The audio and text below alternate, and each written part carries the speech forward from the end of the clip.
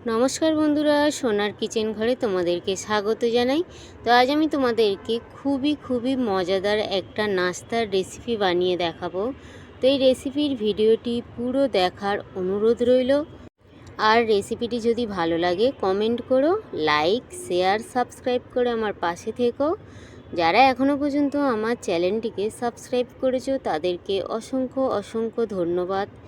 যারা এখনও আমার চ্যানেলটিকে তাদের কাছে অনুরোধ রইল চ্যানেলটিকে সাবস্ক্রাইব করে আমার পাশে থাকার জন্য।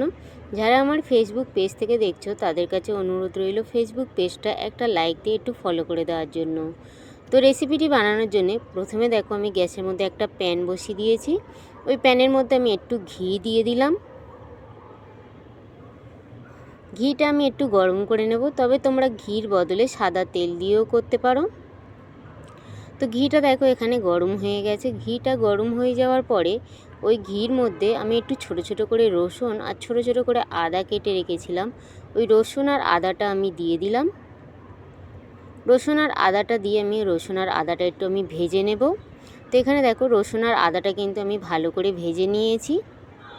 রসুন আর আদাটা ভেজে নেওয়ার পরে এবার এই রসুন আর আদার মধ্যে আমি একটু ছোট করে গাজর আর একটু ছোট করে সিমলা মির্চি কেটে রেখেছিলাম, গ্রিন সিমলা মির্চি। তো এই সিমলা মির্চি আর গাজরটা দিয়ে আবারও আমি একটু নাড়াচাড়া করে সিমলা মির্চি আর গাজরটাও ভেজে নেব।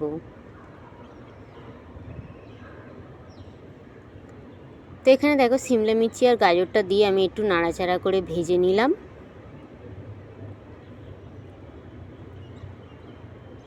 ভেজে নেওয়ার পরে এবারে এই সিমলা মির্চি আর গাজর ভাজার মধ্যে আমি হালকা করে দেখো একটু হলুদ গুঁড়ো দিয়ে দিলাম। কালারের জন্য আমি একটু কাশ্মীরি গুঁড়ো লঙ্কা দিয়ে দিলাম। স্বাদ অনুযায়ী নুন দিয়ে দিলাম। দিয়ে আবার আমি খুব ভালো করে নাড়াচাড়া করে একটু ভেজে নেব যাতে হলুদের গন্ধটা না আসে। তো এখানে দেখো খুব ভালো করে নাড়াচাড়া করে আমি ভেজে নিয়েছি।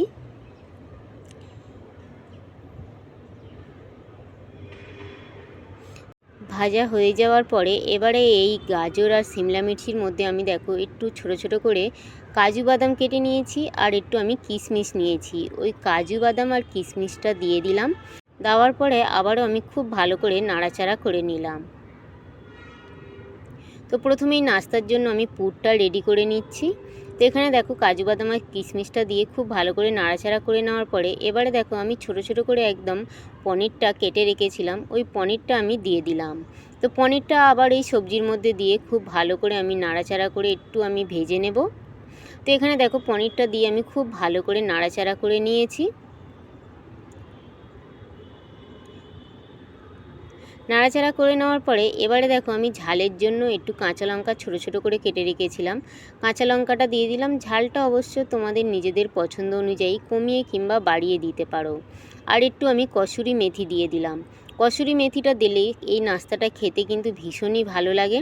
তো এখানে দেখো আমি কসুরি মেথি আর কাঁচা লঙ্কাটা দিয়ে আবারও আমি খুব ভালো করে নাড়াচাড়া করে মিশিয়ে নিলাম। খুব ভালো করে মিশিয়ে নেওয়ার পরে এবারে দেখো আমি নামিয়ে নেব। নামানোর আগে আমি একটু গরম মশলার গুঁড়ো দিয়ে দিলাম আর একটু আমি ভাজা জিরের গুঁড়ো দিয়ে দিলাম।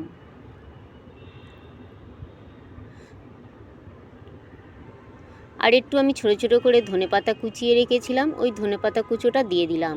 দিয়ে খুব ভালো করে মিশিয়ে নিয়ে আমি পুরটাকে লাবিয়ে নেব। তো এখানে নাস্তাটার জন্য তো আমার পুরটা রেডি হয়ে গেছে। পুরটাকে আমি এবার একটু ঠান্ডা করতে দেব। পুরটাকে ভরার জন্য আমি এখানে দেখো আলু নিয়েছি আর আলুটাকে আমি ছিলকা ছাড়িয়ে এভাবে দেখো দুদিকের মুখটা আমি এইভাবে কেটে নিয়েছি। তো এইভাবে 3টে আলু আমি এখানে নিয়েছি। 3টে আলু একইভাবে আমি গায়ের ছিলকাটা ছাড়িয়ে নিয়ে আমি এইভাবে মুখগুলো কেটে নিয়েছি। কেটে নেওয়ার পরে এবারে দেখো এখানে আমি একটা ছোট চামচ নিয়েছি। চামচের পিছনটা দিয়ে আমি আলুটাকে এইভাবে আলুটার ভিতর থেকে পুরো আলুটা বার করে নেব। তবে এই কাজটা কিন্তু একটু সাবধানে করতে হবে যাতে আলুটা এদিক ওদিক ফুটো না হয়ে যায়, যার জন্যে এইভাবে কিন্তু আস্তে করে একটু সাবধানে করতে হবে। তো এইভাবে কিন্তু চামচের সাহায্যে আমি পুরো আলুটার ভিতর থেকে এইভাবে তুলে নেব।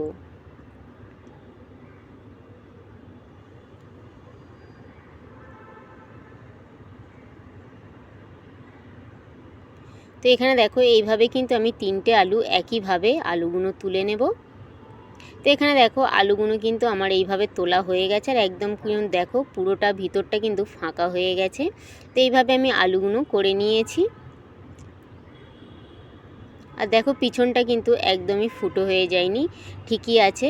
তো তারপরে দেখো আমি গ্যাসের মধ্যে একটা বাসনের মধ্যে একটু জল বসিয়ে দিয়েছি। জলটাকে আমি খুব ভালো করে ফুটিয়ে নেব। এবার এই জলের মধ্যে আমি একটু নুন আর হলুদ দিয়ে দিলাম, দিয়ে খুব ভালো করে আমি জলটাকে ফুটিয়ে নেব। তো এখানে দেখো জলটা কিন্তু খুব ভালোভাবে ফুটে গেছে। জলটা খুব ভালোভাবে ফুটে যাওয়ার পরে আমি যে আলুটা নিয়েছিলাম আমি ওই আলুটা দিয়ে দেব। আলুটা দিয়ে আলুটা আমি একটু সিদ্ধ করে নেব, একদম হালকা করে একটু আমি সিদ্ধ করে নেব। আর নুন আর হলুদটা দেওয়ার কারণ যাতে নুন খুব ভালো করে আলুর মধ্যে ঢোকে, আর হলুদটা দেওয়ার কারণ যাতে আলুটা একটু কালারিং হয়। তো এখানে দেখো আমার কিন্তু আলুটা সিদ্ধ হয়ে গেছে। এবার আলুটাকে আমি তুলে একটু ঠান্ডা করে নেব। তো এখানে দেখো আলুটাকে আমি একটু তুলে নিলাম। আলুটাকে তুলে আমি কিন্তু একটু ঠান্ডা করে নেব। আর আলুটা কিন্তু একদমই পুরোপুরি সিদ্ধ করলে কিন্তু হবে না, হালকা করে একটু সিদ্ধ করে নিতে হবে। তো এখানে দেখো আলুটা তো আমি ঠান্ডা করতে দিয়েছি। আলুটা ঠান্ডা করতে দেওয়ার পরে আমি গ্যাসের মধ্যে একটা কড়াই বসিয়ে দিয়েছি। ওই কড়াইয়ের মধ্যে আমি একটু তেল দিয়ে দিয়েছি, দিয়ে যে আলুটাকে আমি হালকা করে একটু সিদ্ধ করেছি ওই আলুটাকে আবার একটু আমি ভেজে নেব।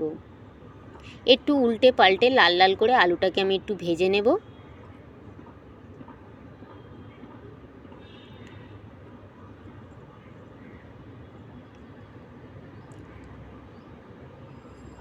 তো এইভাবে দেখো উল্টে পাল্টে আলুটাকে দেখো আমি কত সুন্দর করে লাল লাল করে ভেজে নিয়েছি।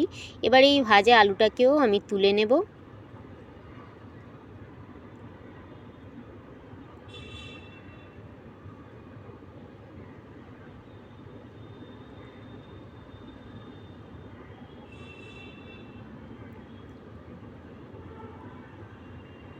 তো ভাজা আলুটাকেও আমি তুলে নিলাম, নিয়ে আলুটাকে কিন্তু আমি ঠান্ডা করে নিয়েছি।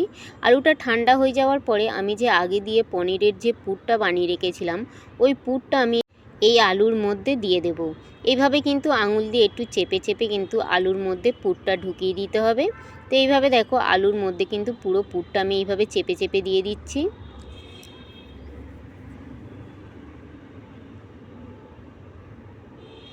তো এখানে দেখো একদম কিন্তু আঙুল দিয়ে এইভাবে চেপে চেপে কিন্তু খুব ভালো করে পুরটা ভিতরে দিয়ে দিতে হবে। তো এখানে দেখো আমি কিন্তু পুরো পুরটা দিয়ে দিলাম। তো এইভাবে পুরো আলুটা আমি রেডি করে নেব। এখানে দেখো একটা আলু কিন্তু আমার রেডি হয়ে গেছে।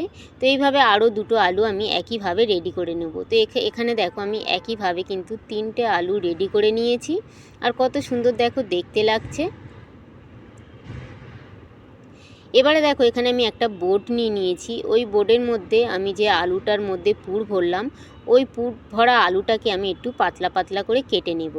তবে তোমরা চাইলে কিন্তু এইভাবে গোটাও খেতে পারো, তবে এইভাবে পাতলা পাতলা করে কেটে খেলে কিন্তু খেতে ভীষণই ভালো লাগে। তো এখানে দেখো আমি এইভাবে কিন্তু একটু পাতলা পাতলা করে কেটে নিলাম। পুরো আলুটাকে এইভাবে আমি পাতলা পাতলা করে কিন্তু কেটে নেব।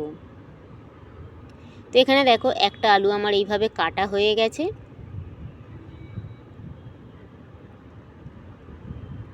এবারে দেখো এখানে আমি ছোট ছোট স্টিকগুলো নিয়েছি। ওই স্টিকগুলো আমি এইভাবে আলুটার মধ্যে এভাবে ঢুকিয়ে দেব। দেখো কত সুন্দর দেখতে লাগছে, খেতেও কিন্তু দুর্দান্ত হয়েছিল। তো এইভাবে একবার হলেও কিন্তু তোমরা আমার মতন করে বানিয়ে কিন্তু দেখতে পারো। তো এখানে দেখো আরও একটা আলুর আমি নাস্তাটা নিয়ে নিলাম, নিয়ে এইভাবে আমি স্টিকটাকে গেঁথে দিলাম। দেওয়ার পরে দেখো এখানে কিন্তু আমার আলুর নাস্তাটা কিন্তু পুরো রেডি হয়ে গেছে। আর কত সুন্দর দেখো দেখতে লাগছে, খেতেও কিন্তু দুর্দান্ত লেগেছিল। তো আগে যদি তোমরা এইভাবে না বানিয়ে থাকো একবার হলেও কিন্তু আমার মতন করে বানিয়ে দেখতে পারো। আশা করি ছোট থেকে বড় সবাইয়ের কিন্তু ভীষণ ভীষণ ভালো লাগবে।